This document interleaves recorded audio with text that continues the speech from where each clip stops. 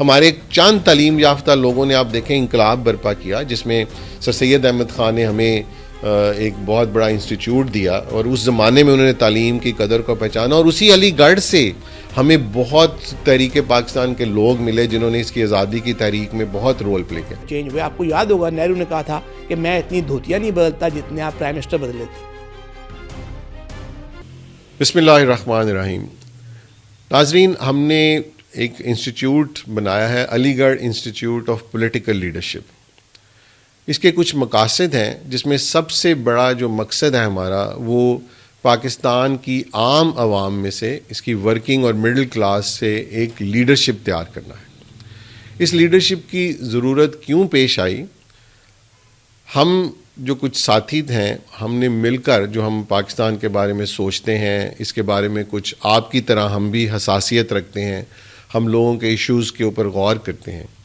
تو ہم نے یہ سوچا کہ کیوں نہ ہم ایک ایسا ادارہ بنائیں جہاں کہ پاکستان کی عوام میں سے ایک لیڈرشپ ڈیولپ کی جائے. اس کی ضرورت اس لیے پیش آئی کہ جب ہم نے بغور جائزہ لیا، اور اگر آپ بھی تھوڑا سا غور کریں، کیونکہ آج کل سوشل میڈیا کا دور ہے اور آپ سب اس دور میں زندہ ہیں، سوشل میڈیا سے کنیکٹڈ ہیں، کہ آپ کو نظر آئے گا کہ پاکستان دنیا کی ترقی یافتہ ملکوں کی ریس میں بہت پیچھے رہ گیا. بلکہ ریس میں پیچھے ہی نہیں رہ گیا، جو ترقی پذیر ملک ہیں ان کے بھی گراف میں پاکستان نیچے کی طرف جا رہا ہے. پاکستان کے جو عوام ہیں، نہ ان کے پاس تعلیم اچھی ہے، نہ ہی تعلیم کے اچھے مواقع ہیں، نہ ہی ان کو کوئی ہنر کی تعلیم دی جا رہی ہے، نہ اسکل ہے، جو کہ جدید دنیا کا آج کل ترقی کا تقاضا ہے. ہمارے ہاں نہ انڈسٹری ہے، کچھ بھی چیزیں زوال پذیر ہیں سب کچھ. تو ایسے میں ہم نے اس کے اوپر ایک چھوٹا سا ایفرٹ کیا کہ ہم یہ انسٹیٹیوٹ بنائیں اور اپنے لوگوں کو جو ایشوز ہیں ہمارے، ان کے اوپر ایک کانکریٹ اور کمپریہنسو، ایک جامع ان کو ایک نیریٹو دیں کہ انہوں نے اپنے ایشوز کو کیسے سمجھنا اور کیسے دیکھنا ہے، تاکہ وہ پاپولر پالیٹکس کا شکار نہ بنے. میرے ساتھ میرے ساتھی ہیں جناب شیراز الطاف صاحب. ہم دونوں اسی انسٹیٹیوٹ کا حصہ ہیں، اس کے فاؤنڈنگ ممبرز ہیں، اور ہمارے ساتھ کچھ اور لوگ بھی ہیں، وہ بھی آپ کے ساتھ انشاءاللہ آہستہ آہستہ تعارف ہوگا. اور ہم اس میں اس طرح کے پوڈ کاسٹ اور پرسنل ویلاگز اور باقی چیزیں بھی کرتے رہیں گے. تو میں پہلا شیراز صاحب سے ہی پوچھوں گا اور ان سے ہی درخواست کروں گا کہ وہ بھی اپنے اس ایشو کے اوپر اپنے کچھ خیالات کا اظہار کریں. جی بہت شکریہ ڈاکٹر صاحب، اور اللہ کرے کہ یہ علی گڑھ انسٹیٹیوٹ آف پولیٹیکل لیڈرشپ اپنے نیک مقاصد میں کامیاب ہو. آج کا جو ہمارا پوڈ کاسٹ ہے وہ ایک بہت اہم ٹاپک کہ پاکستان کو بنے قریباً 80 سال ہو گئے، اور اس وقت جو ہم نے ایک قائد اعظم کی لیڈرشپ میں جغرافیائی آزادی حاصل کی تھی، تو ہم اس کے بعد اپنی منزل سے ڈی ٹریک ہو گئے، اور آج 80 سال بعد ہمارا یہ جو سیاسی نظام ہے یہ ڈیلیور نہیں کر پا رہا. اس پہ ہم چاہیں گے کہ لوگوں سے اپنے کچھ نالج، ہسٹری، پرابلمز اور ان کے سلوشن شیئر کر سکیں. تو میں آپ کو بریفلی یہ عرض کروں گا اس میں اپنے ویورز کو بھی کہ انفارچونیٹلی قائد اعظم کے بعد حتیٰ کہ لیاقت علی خان بھی کافی زیادہ انکلائنڈ تھے ٹورڈز ویسٹ امریکہ، اور جنگ عظیم دوم بعد کی ہم بات کر رہے ہیں، ورلڈ وار 2 کی. اب قائد اعظم کی بڑی کلیئر پالیسی تھی، وہ اسٹیٹسمین تھے کہ پاکستان کی اکانومی تبھی انڈیپینڈنٹ ہو سکتی ہے اور فارن پالیسی تبھی انڈیپینڈنٹ ہو سکتی ہے جب ہم معاشی طور پہ دوسری قوموں پہ ہمارا انحصار نہ ہو، ورنہ تو ہم ان پہ ڈیپینڈ کرتے رہیں گے، ہماری پالیسیز ان کی ڈیپینڈنٹ ہوں گی. اور آپ کو یاد ہوگا کہ قائد اعظم اور لیاقت علی خان کے انتقال کے بعد خاص طور پہ جب غلام محمد نے ایک قسم کا ٹیک اوور کیا، گورنمنٹ آف انڈیا 1935 ایکٹ کے تحت ہی ہمارا نظام چل رہا تھا. قائد اعظم بھی گورنر جنرل تھے، لیاقت علی خان پرائم منسٹر تھے، کیونکہ وہ جانتے تھے خاص طور پہ قائد اعظم کے بعد غلام محمد کہ 1935 ایکٹ کے تحت جو ٹاپ پہ ہوتا ہے بیوروکریٹ، وہ آ کے سنبھالتا ہے سارا نظام. تو خواجہ ناظم الدین کو چکر دیا، خود یہ بن گئے گورنر جنرل. اس کے بعد ہماری 50 کی دہائی میں کئی پرائم منسٹر چینج ہوئے. آپ کو یاد ہوگا نہرو نے کہا تھا کہ میں اتنی دھوتیاں نہیں بدلتا جتنے آپ پرائم منسٹر بدل لیتے ہیں. اسی دور میں ہم یہ بغداد پیکٹ میں پاکستان کو رول ملا امریکہ کے دفاعی، سیاسی اور معاشی تحفظ کا. اور آپ دیکھیں کہ پھر ایک ہم ڈکلائن کی طرف ہی گئے. لڑائیاں، خلفشار، انتشار، پاور کی دوڑ، غلام محمد سے اسکندر مرزا، اس سے ایوب خان سے یحییٰ سے بھٹو سے پھر ضیاء الحق، پھر یہ ہم آگے نون لیگ اور پیپلز پارٹی، ان کا میوزیکل چیئر چلتا رہا. مشرف صاحب آئے، عمران خان صاحب سے پہلے ہو گئے تھے یہ دوبارہ زرداری اور نواز شریف، اور ایک ہوپ آئی جس طرح بھٹو کے وقت آئی تھی کہ بھئی روٹی کپڑا مکان اور ایک عام آدمی کو حق ملے گا.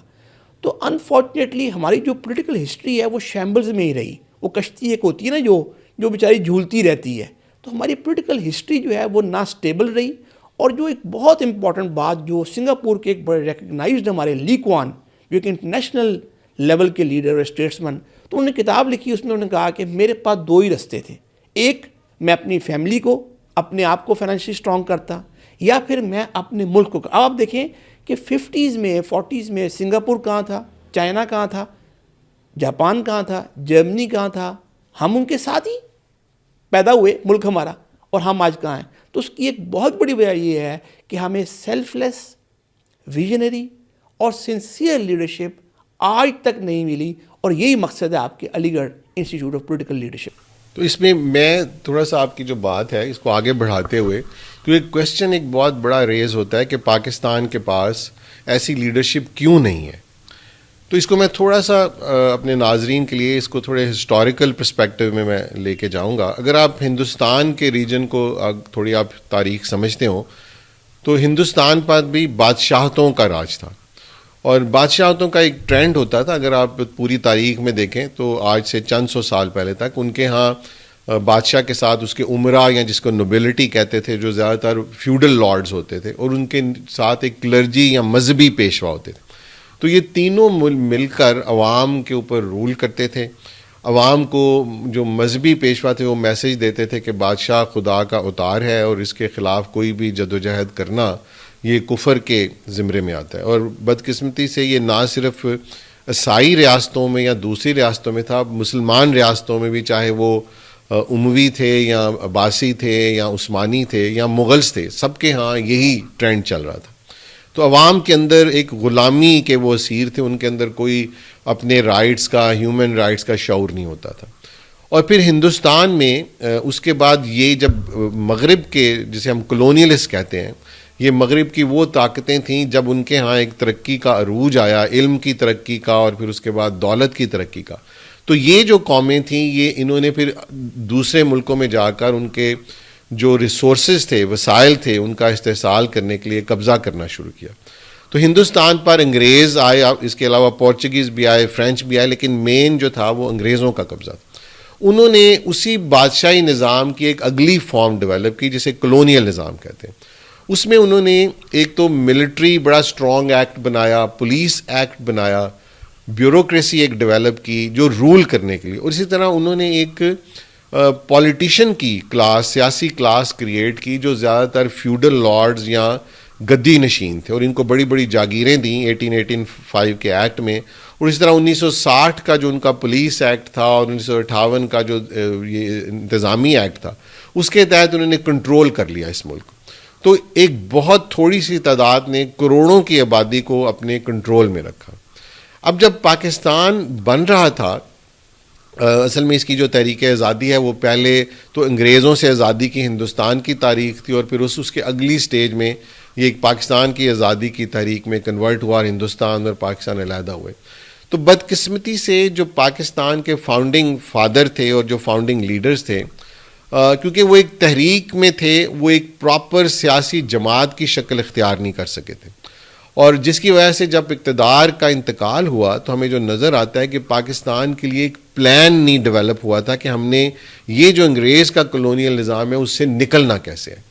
اس کے لیے پھر جب اگلا سٹیپ آیا کہ ہمیں اسی طرح ایک ملٹری ٹرانسفر ہوئی، وہی پولیٹیکل کلاس ٹرانسفر ہوئی جو فیوڈل پولیٹیکل کلاس تھی، اور اسی طرح کی پولیس ہمیں ٹرانسفر ہوئی، بیوروکریسی ٹرانسفر ہوئی، جو کنٹرول کرنے کے عادی تھے، عوام کی خدمت کے انہیں علم نہیں تھا، ان کا کبھی اس طرح نہ ٹریننگ ہوئی تھی. انہی ٹریننگز کو کنٹینیو کیا گیا. بدقسمتی سے قائد اعظم جو ہمارے فاؤنڈنگ فادر تھے ان دنیا سے جلدی چلے گئے، اور اس کے بعد یہ نظام جو ہے اگر آپ پچھلے 80 سال دیکھیں اور آج ہم پھر وہی دیکھ رہے ہیں کہ اس میں جو فیوڈل پالیٹیشین، بیوروکریسی اور جو ہماری ملٹری اسٹیبلشمنٹ ہے، یہ اقتدار کے لیے آپس میں ان کا ایک کانفلکٹ رہتا ہے. کہیں کہیں یہ ایک دوسرے کے ساتھ ہمیں الحاق کرتے نظر آتے ہیں، ایک خلاف ہو جاتا ہے، دو آ جاتے ہیں، اور یہ ایک اسی سلسلے میں یہ کڑی آج تک چل رہی ہے. اب ہوا یہ ہے کہ یہ لوگ جو میرا شہراز صاحب اس میں رائے ہے کہ میں ان کی سنسیریٹی پہ ڈاؤٹ نہیں کرتا، میں کوئی الزام نہیں لگاتا، کچھ نہیں کہتا، لیکن ایک چیز امپورٹنٹ ہے کہ جب ہم کسی کو بھی کسی ادارے کا سربراہ بناتے ہیں اور اگر وہ ادارہ کچھ سالوں میں ڈیلیور نہ کرے تو ہم کہتے ہیں کہ یہ سربراہ کمپیٹنٹ نہیں ہے.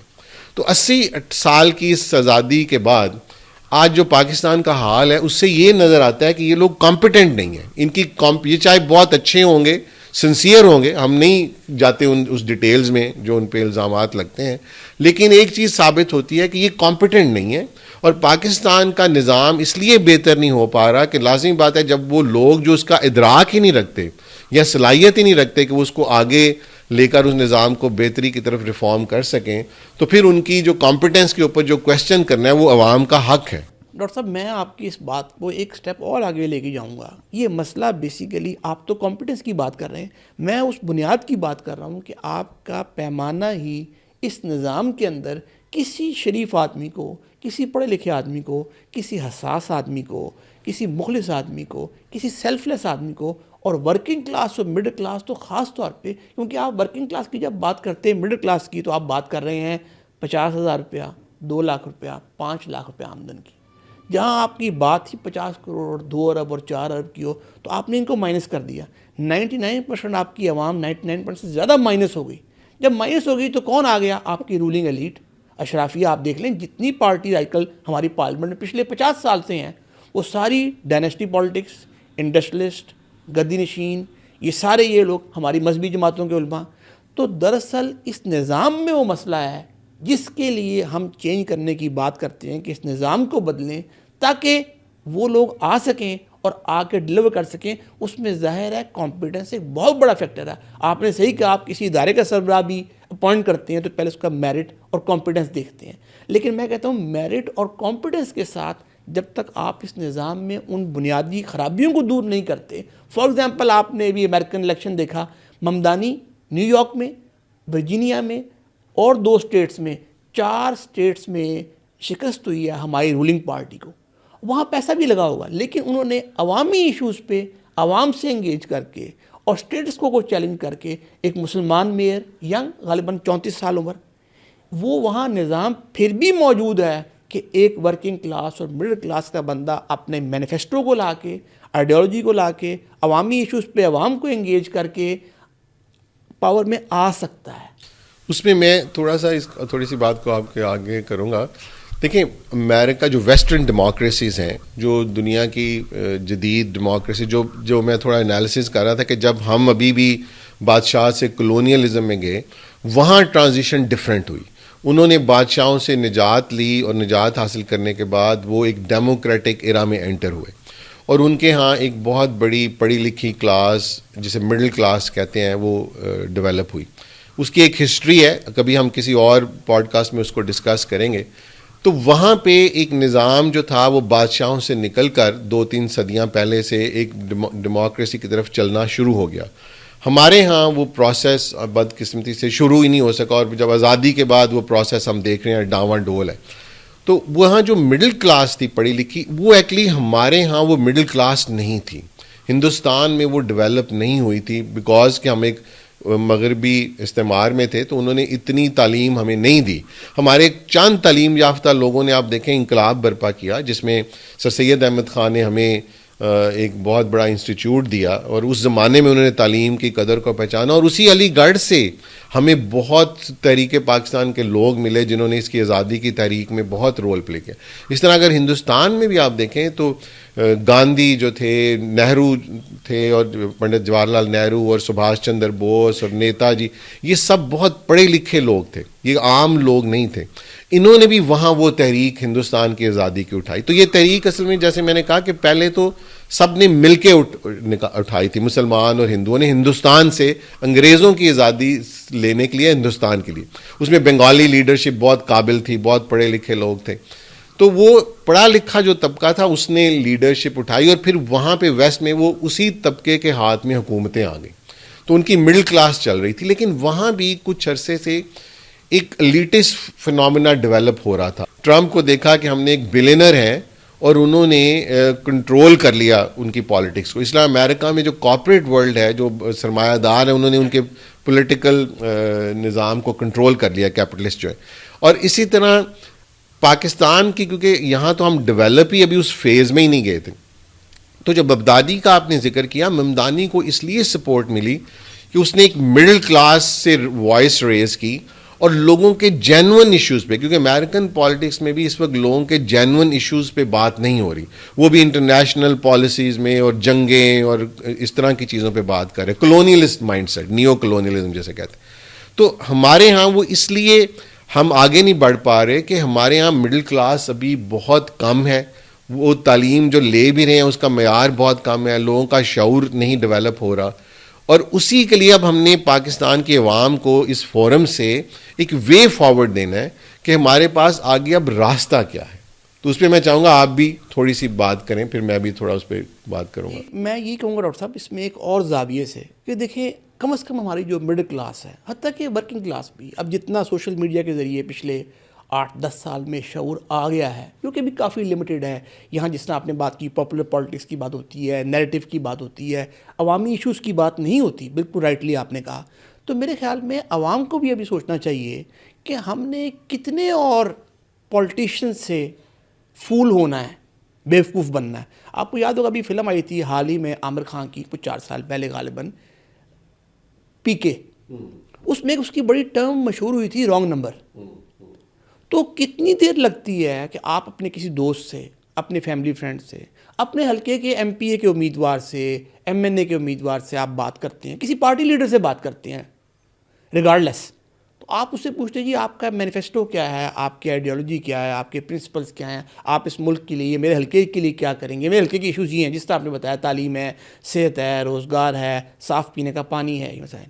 اگر اس کے پاس یہ نہیں ہے اور وہ پچھلے 1 ٹرم 2 ٹرم 4 ٹرم 6 ٹرم سے یہ ثابت ہو چکا ہے نہیں ہے, تو ہمیں کیا ضرورت پڑی ہے کہ ہم انہی لیڈرز کے پاس جائیں, ایک. اور دوسرا یہ کہ کیا ہمارا یہی کام رہ گیا ہے کہ ہم نعرے لگاتے رہیں, کسی کے خلاف ہو جائیں یا کسی کے حق میں ہو جائیں. کیوں نہیں ہم نوجوان, ہم ورکنگ کلاس مڈل کلاس سے, ہمیں کس نے منع کیا ہے کہ ہم لیڈرشپ رول میں آئیں, اور ہم وہ اپنے غلامی کے مائنڈ سیٹ کو رکھتے ہوئے کہ یہ ہم نے کسی کو ووٹ ہی ڈالنا ہے اور ہم نے کسی پارٹی کو سپورٹ کرنا ہے. تو میں یہ 2 چیزیں کہوں گا, ایک تو وہ رانگ نمبر والی, آپ نے پرفارم کر لیا, آپ کی پرفارمنس ٹھیک نہیں تھی, گڈ بائے. اور دوسرا ہم خود لیڈرشپ رول میں آئیں, ہم اپنا منشور بنائیں عوامی ایشوز پہ, جس طرح آپ نے کہا, جس طرح آپ نے علی گڑھ کے اصول وضع کیے, اجتماعی دانش, اجتماعی قیادت, اور جو شخصیت پرستی ہے اس کو دفن کر کے ہم ایک متبادل قیادت سامنے لائیں, جو پھر ایک متبادل نظام وضع کر سکے جہاں ہر پاکستانی الیکشن میں حصہ لے سکے, ہر پاکستانی کو ایکول اپرچونٹی ہو, وہ تعلیم کی ہو, وہ صحت کی ہے, روزگار کی ہے. میرا یہ پیغام ہوگا ہمارے ویورز کے لیے. جی بہت بالکل آپ نے صحیح بات کی. دیکھیں اس میں جو اب جو لوگ ہیں ہمارے, اور خاص طور پہ جو طبقہ پڑھا لکھا ہے, اور جو میں جانتا ہوں کہ اس وقت ہمارے ہر گاؤں میں, ہر تحصیل میں, ہر ضلع میں پڑھے لکھے لوگ موجود ہیں, اور اس میں سے وہ لوگ بھی ہیں جو اپنے لوگوں کے بارے میں حساسیت رکھتے ہیں, ان کے ایشوز کے بارے میں, ان کی بہتری کے بارے میں, ان کے مستقبل کے بارے میں. تو ہم چاہیں گے کہ وہ لوگ سامنے آئیں. قوموں میں سے میں جب ویسٹ کی کبھی تاریخ آپ کو بتاؤں گا تو ان کے ہاں سے وہ لوگ نکلے, ان کے دانشور جو تھے, ان کے ٹیچرز تھے, ان کے فلسفی تھے, اور ان کے ایون مرچنٹس تھے جو کاروباری لوگ تھے, وہ سب نکلے, وہ اپنی کمیونٹیز میں آرگنائز ہوئے, اور انہوں نے آواز اپنے انصاف کے لیے, عدل کے لیے آواز اٹھانا شروع کی. تو ہمیں بجائے کہ ہم سٹیٹس کو کا حصہ بنتے جائیں, یقیناً زیادہ تر لوگ تو بنیں گے کیونکہ ان کی مجبوری بھی ہوتی ہے, لیکن وہ لوگ جس طرح ہم کچھ ساتھی ہیں, جو ہم سب پروفیشنل ہیں, اپنے کام بھی کرتے ہیں, اللہ نے ہمیں اچھا رزق بھی دیا ہوا ہے, لیکن اس کے ساتھ ساتھ ہماری یہ ذمہ داری ہے کہ ہم بھی نکلیں, ہم اپنی کمیونٹیز میں اپنے آپ کو سامنے لائیں، ان کو آرگنائز کریں، وہاں پہ ایک کمیونٹی لیول پر اویئرنیس پروگرامز کریں، کیمپینز کریں، انہیں جگائیں کہ یہ ذات پات کی، مذہبی فرقہ واریت کی اور ایک طاقتور کو جو کی سیاست ہے، اس کو آپ بالکل اگنور کریں، اس کو چھوڑ دیں، اور ان لوگوں کو اپنے کینڈیڈیٹس خود عوام پک کرے جو ان کے علاقوں سے ہیں، جن کا کردار کا انہیں پتہ ہے، جن کی جو دلوں میں لوگوں کے لیے ہمدردی ہے اس کے بارے میں وہ جانتے ہیں، اور جو تعلیم یافتہ ہیں، جو دنیا کی جدید دنیا کے ایشوز کو سمجھ سکتے ہیں اور اس میں سے ان کے لیے حل ڈھونڈ سکتے ہیں۔ تو ایسے ہی لوگ آج جو مغرب کے سیاستدان ہیں، اگر آپ ان سب کو دیکھیں گے تو آپ حیران ہو جائیں گے کہ وہ 99.9% لاء گریجویٹ ہوتے ہیں، ان کی ڈگریاں اور بہت اچھے لاء کالجز اور وہاں سے یونیورسٹی سے پڑھے ہوتے ہیں، اس لیے وہ انٹرنیشنل ایشوز کو ایڈریس کرتے ہیں۔ تو آپ کو بھی ایسے لیڈر چاہیے، یہ جو لیڈر جو گدی نشین ہے، جو کہیں کا فیوڈل لارڈ ہے، یا وہ کوئی سرمایہ دار ہے، جو کہ سرمایہ دار بھی آپ کو پتہ ہے ہمارے 99% پڑھے لکھے لوگ نہیں ہیں، ان کا ایک جگاڑ کے بزنسز ہیں جس کی وجہ سے وہ کروڑوں اربوں پتی۔ پاکستان کیونکہ عوام کا نظام ایسا ہے جس میں کوئی بھی بندہ آج کے جدید دور میں بھی جگاڑ سے بھی بزنس کرتا ہے، جبکہ دنیا کے نظام بدل چکے ہوئے ہیں، وہ ہمارے ہاں بہت کم ہے۔ تو ہمیں سب کو اب اپنا رول پلے کرنا ہوگا، کیونکہ اگر آپ اس انتظار میں رہیں گے کہ یہ آپ کو ڈیلیور کر کے دیں گے، اور آپ کو ابھی بھی احساس نہیں ہوا، جو آپ سین آج کل دیکھ رہے ہیں کہ بالکل عوامی جو حقوق ہیں وہ بالکل سلب ہونے جا رہے ہیں، اور آپ کے پاس شاید زیادہ آواز اٹھانے کا بھی ہمارے پاس موقع نہیں رہے گا، تو اپنے آپ کو کمیونٹیز میں آرگنائز کریں، ہمارے ساتھ رابطہ کریں، ہم آپ کو گائیڈنس دیں گے کہ آپ نے کیسے کرنا ہے پرامن طریقے سے۔ ہم نے بالکل کسی پرتشدد اور ایسی چیزوں میں نہیں جانا، خام خواہ کے پروٹیسٹ میں اپنے آپ کو ویسٹ نہیں کرنا، لیکن ایک آرگنائزیشن ڈیولپ کرنی ہے، ڈسپلن ڈیولپ کرنا ہے اپنی کمیونٹیز میں، جس سے کہ آپ کے جو ریزلٹس آئیں گے، اس میں جلد بازی نہیں ہوتی، ٹائم تھوڑا لگے گا، لیکن آپ کو ریزلٹس وہ ملیں گے جو لانگ ٹرم ہوں گے، اور ہم انشاءاللہ آج کی جدید دنیا میں ترقی کرنا جو ہے وہ مشکل کام نہیں ہے، کیونکہ یہ ایک سائنٹیفک فارمولا ہے۔ اب یہ کوئی وہ نہیں ہے کہ یہ مین ایشو یہ ہے کہ کمپیٹنٹ لوگ آئیں گے، اس فارمولا پہ عمل کرنا شروع کریں گے، اور ملک جو ہے ہمارے سامنے، چائنا پچھلے 30-40 سال میں دنیا کی سب سے بڑی آبادی کا ملک ہے، جو دنیا کا سب سے ترقی یافتہ آلموسٹ ملک بن چکا ہے۔ اس طرح ملیشیا ہے، سنگاپور ہے، کوریا ہے، اور ایسے ملک ہیں جو جدید دور میں انہوں نے ترقی کی ہے، اور کچھ پرنسپلز پر طے کر کے کی۔ انہوں نے وہ کوئی انقلابی لیڈرز کی تلاش میں نہیں رہے، وہ کوئی ایسے لیڈرز کی تلاش میں نہیں جو آئے اور ان کی تقدیر بدل رہے، بلکہ وہ خود کھڑے ہوئے ہیں، عوام کھڑی ہوئی ہے، اور آج وہ ہمارے سامنے ایک ترقی بن چکے ہیں۔ جی آپ شراز صاحب کچھ اینڈ پہ کچھ کہنا چاہیں؟ جی بس میں اینڈ پہ اتنا ہی کہوں گا، مجھے اقبال کا یاد آ گیا شعر، اس محو تماشا کو پھر دیدہ بینا دے، دیکھا ہے جو کچھ میں نے اوروں کو بھی دکھلا دے۔ اور میں اقبال کا دوسرا شعر خاص طور پہ کیونکہ ہم نوجوانوں کو ایڈریس کر رہے ہیں، تو کبھی یا نوجوان مسلم تدبر بھی کیا تو نے، وہ کیا گردوں تھا تو ہے جس کا ایک ٹوٹا ہوا تارا۔ تو آپ وہ جو ٹوٹا ہوا تارا ہیں، اپنے آپ کو اپنی چمک بحال کریں، اپنے آپ کو سامنے لائیں، اور ہم سے رابطہ کریں اگر آپ کو ہم سے کوئی گائیڈنس چاہیے، ورنہ اپنی ہی کمیونٹی میں ایک لیڈرشپ کے رول میں آئے۔ آپ کا بہت شکریہ، ہم نے تھوڑا سا ٹائم آپ کا لیا، لیکن آپ اس پوڈ کاسٹ کو ضرور سنیے گا، اور ہمیں اپنا فیڈ بیک بھی اس کے اوپر دیجیے گا، ہمیں اس کا انتظار رہے گا۔ بہت شکریہ جی۔